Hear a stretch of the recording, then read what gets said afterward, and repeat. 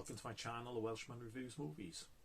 I'm Gareth, and today I'm going to be talking about Army of the Dead by Zach Snyders, which came out on last Friday on Netflix.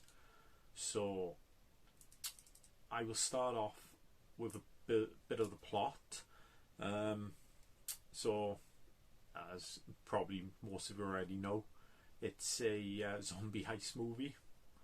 It is. So, it's an outbreak, a zombie outbreak happens in Vegas, so it gets walled off by the army, and then Batista's character is tasked with, or was given an offer of getting a team together and getting 200 million out of a casino vault, which he will have a nice little share of. So he does that, and then, as normal with these movies, they go in there, nothing's as simple as it is. Shit hits the fan, and all hell breaks loose then. It does. So, I will start off with what I thought was bad in this movie. Bad to not so bad. My first thing is, I watched this movie and I just couldn't help thinking throughout the whole movie that I've seen these scenes before. So it's like you watch them. I watched the movie and it was like beat for beat through the movie. I'm like, I've seen this scene before and I've seen that scene before. It's like the beginning montage. You have a little montage of what happens in Vegas during the outbreak. And then you get a character, like photograph thing of each character holding something, and I was like, I've seen that in a music video before. There's other parts of the movie that reminds me of other movies as well, which is a scene right at the end, or towards the end, and all that. And I'm taking, well, some of you might have guessed, it's from Aliens. So a helicopter lands on the Batista, and the helicopter lands on top of the thing. He tells the helicopter, don't leave. He comes back, boom, the helicopter gone, turns back up. So yeah, that was straight up Aliens and all that. And I'm all for taking inspiration from other movies, like when you pretty much just changing, doing the exact same scene. It's similar to It Chapter 2, where they just literally copied the thing head coming off the body and Richie saying the exact same line as the guy from the Thing. You know, it's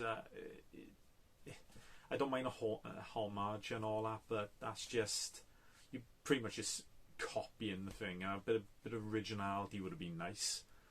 But yeah, other films, it might, be honest, these might be out there a bit, but it reminded me a bit of Ghosts on Mars with some of the alpha zombies, and a little bit of, especially with the alpha and his queen, reminded me a bit of I Am Legend as well. You get a bit of that vibe in it as well. But yeah, the other thing is, just the characters alone were, I just didn't care for them. Most of them were there for cannon fodder, don't get me wrong, but I'm not saying they weren't likeable, you know, I liked them and all that, but I honestly didn't care if they died or not. I didn't, you know. Unfortunately, I think only Dave Bautista's character I really gave half a shit about, to be honest.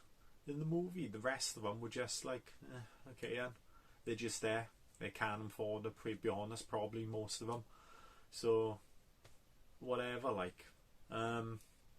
Also, it was at least half an hour too long. It's around 2.5 hours long. You could have easily probably cut half an hour of that off, and you would have had probably a more solid movie for the 2 hours. It is, but it doesn't feel like a 2.5 hour movie. Don't get me wrong. I know I'm kind of not contradicting myself, but saying it. But it's like some scenes in it you probably didn't need and all that. It ain't so. But I know Zack Snyder. He likes his long movies. At the end of the day, he does do a lot of director's cut or ultimate cuts to his movies. So, and the last thing that's in the bad category is, I don't know if it was just me or if others feel like it as well. I thought it didn't have much action. I'm sure that the montage in the beginning, which was great. I would have liked to see a whole movie of that, to be honest, which we probably will see because he's doing an animated prequel to it. So we probably would have seen that. But apart from that, I think there's one action scene when they get in the place, unless I remember, it's a few days ago now I watched this, and then you get the third act action, which obviously you're going to get quite a bit in that, but I didn't think it was that much going up until that point and all that. It was pretty tame on the action part and all that, but yeah, there a couple of my the things I thought bad, but nothing major out of them and all that. Going on to the good, I'll start off with the zombies.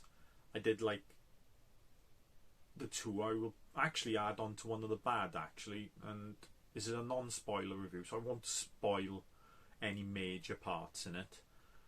I did love the two zombies. You have like the alpha, who makes more thinking type zombies, and I like the lower ones, which are just fast zombies that chase after you and all that, mindless ones.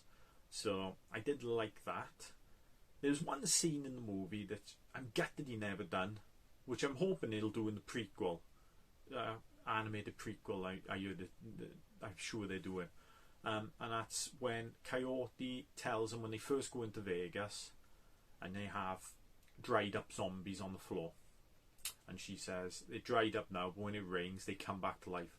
I think that would have been an excellent scene during that during the movie and all that, but unfortunately never done it for this and all that. Maybe budget concerns, maybe, and all that, because I think I looked into it, I think it was like 60 to 70 or 70 to 80 million budget, which is pretty low for a big action movie like this, to be honest. They normally hit the 100 plus these days.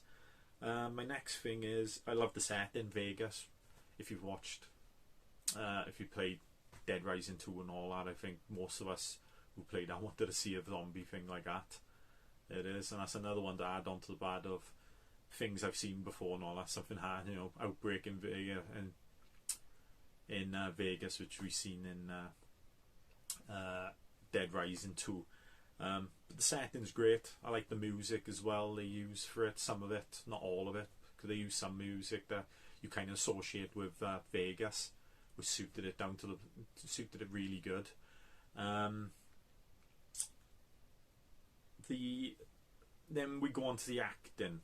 So I'm not a fan of the characters, but I gotta admit the acting of all the characters were, just great. I can't really fault any of them. I didn't dislike any of the acting and all. I thought they all did a stellar job, to be honest. It's nice to see Batista. Is more of his range in acting and all that. He did say in an interview and all, that's why he took this. He said he never really wanted to do more action and all that, but he read the script and it was more, he had a bit more depth to his character and all that. He said and all that. I didn't really see much in the movie, but he did try and show a bit more range instead of just being a big hulking action star and all that. It is, so yeah, I see what other movies he comes out with, and just I'm more interested in seeing more of what he does and all that. But the rest of the actors, they all did well. No, how can I say there's any bad acting in it? Some a bit hammy in some were and all that, but it kind of suited their character in the movie. My favourite character, and it's not even played by an actor, to be honest, or a human, it's the CGI tiger, who you only see for about 4 or 5, maybe 6 scenes and all that, but he does have a really cracking kill at the end and all that, which thing. But I understand why they don't show more of that. Like I said, it was probably a budget thing at the end of the day. It is, and have a full-on CGI tiger throughout the whole movie probably is a lot of money when it comes down to the CGI. And my last on the good is the direction. Zach Snyder, love him or hate him, he is a cracking director. He knows what he wants. His style is very nice. He's like a very artsy director. It's like some of his shots are like art at the end of the day. Don't get me wrong, I don't love all his movies. I wouldn't say I hate any of them, but there's a couple that are way down on the list and all that. It is, but this one shows his style and how good he is a director over the years. He's progressed. He has. I do think this is below. Unfortunately, his last movie was just Justice League, and that 4-hour cut was phenomenal. It was. Don't get me wrong, I have my problems. Like story and all, I have my problems with it a bit, but the direction of it and all, and the visuals and all that were absolutely stunning.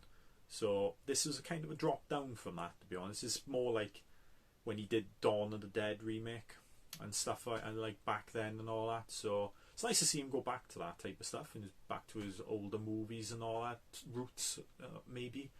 But after seeing Justice League and then compared to this really did feel like a drop down for me and all that. So, and that's the good. So my final thoughts are, it had potential to be great, but it just turned out to be good in my eyes. I'll still give it a 6.5 out of 10, which is a pretty good score. It's above average. It is, of a score. It is, but yeah, I personally would have rather seen the live action movie of the montage in the beginning than the heist, because I think the heist was kind of a letdown, to be honest. It was, and there's other parts of the movie I'd have to go into spoiler. I don't really want to go into spoiler. It seems this only I filmed this on Monday, so it's only 3-4 days old, so I don't really want to do a spoiler for it right now and all that. I'd probably like wait a bit longer to do a spoiler review. It is. So yeah, final thoughts. Potential had good potential, but unfortunately fell a little flat for me. It did, and all that. So if you like this video, give it a thumbs up, leave a comment and tell me what you thought of the movie below. And if you'd like to see more reviews like this, subscribe to my channel. I will see you next time.